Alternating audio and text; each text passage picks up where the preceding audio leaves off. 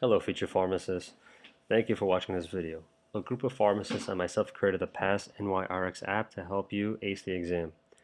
One of the best techniques we created was to turn this tough, open-ended exam into a simple exam with multiple answers to choose from. This will put the odds in your favor on getting a much higher score.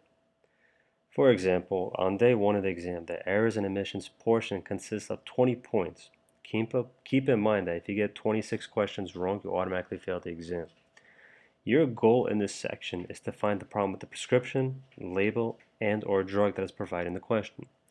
In our app, we told you to keep it short with usually no more than 2 words. In fact, we provide you with the best possible answers, which were wrong drug, expired prescription, incorrect label, missing maximum daily dose, which is on controlled medications, the doctor is practicing out of scope, cannot transfer refills, and our personal favorite, which was usually correct, wrong directions. As of June 2016, the New York State compounding exam has made a significant change on their portion of the Errors and Omissions part. The exam now states that you must be more specific on the Errors and Omissions section. That means you cannot simply put wrong directions on the exam. Here is what you typically see on the exam. You need to look thoroughly for everything that's given to you. So the 3 things that are given to you are the script, the drug, and the label. Now let's say, for example, we all know, hopefully, that the shingles vaccine is administered subcutaneously. If on the exam the doctor wrote to dispense the shingles vaccine and to administer intramuscular, you can't write down wrong directions as you used to, even though you're right. They just won't accept it. You must now write wrong directions on the prescription to get full credit. Now let's go over one more example so you get this correct.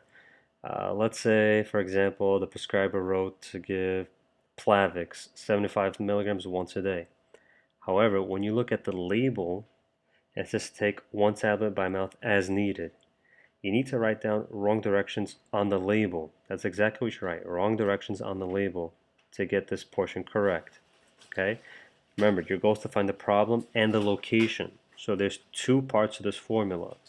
It's finding the problem and the location. This is what typical answers would look like. These are just random ones. As long as you have the formula, problem plus location, you should be pretty much set. Okay? Everything else regarding the exam should be exactly the same as we discussed in our app, unless, of course, they change it. So please refer to it and your class notes from your lab professor to ace the exam.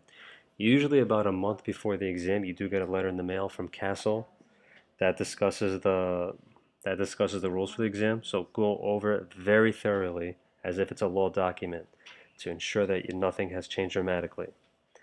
And again, once you go to the actual exam date, read all the directions. Maybe something else changed that we have no idea, and your professors, maybe they also didn't know about that. The test makers have the right to change the rules of the exam as they please without notifying you or your school. Also, on a side note, we need to tell you something important. Apple has made significant changes in the App Store regarding their rules and regulations. Because of these changes, we cannot legally update the information in the App Store at all. So if you were to download the app today, it would not have the Errors and Omissions sections that we just updated with you. However, all the other information in the app is still completely highly effective to ace the exam. We've gotten numerous reviews, numerous emails, students thanking us for passing the exam after they failed it numerous times before. So please tell all your friends in pharmacy school the changes to the compounding exam and that our app cannot physically be updated, but if you download it today, all the other information is correct, and this Errors and Omissions portion that you got is pretty much a bonus. So that sums up everything. Be sure to study for the exam, as this exam is only given once every 6 months. So we wish you the best and good luck. Thank you, and have a nice day.